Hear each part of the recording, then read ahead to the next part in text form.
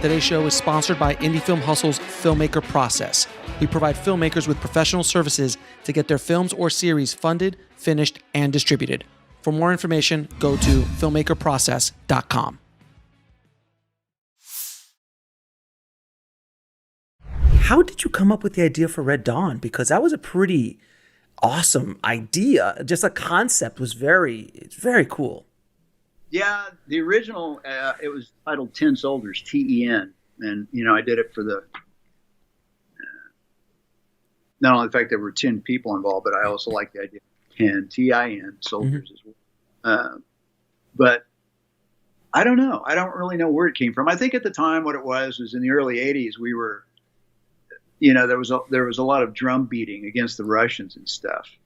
And people were going, oh, let's go to war with the Ruskies. And I thought, how stupid. And people didn't understand why the Europeans weren't behind us and stuff. And I was like, well, the reason is because they just had a horrible war about 40 years ago, and they know what it's like.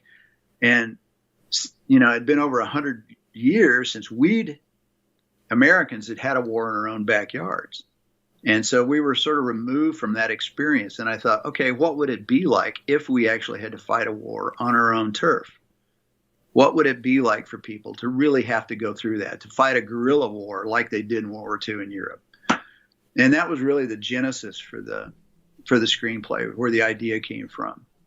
And so I sort of incorporated that into what was going on at the time with the Russians and all, and it came out the way it did. John Milius took it, and yeah, I think he made it a little more jingoistic. I don't think he did. He did. He made it more jingoistic than what I intended it to be. What I wrote was more like Lord of the Flies.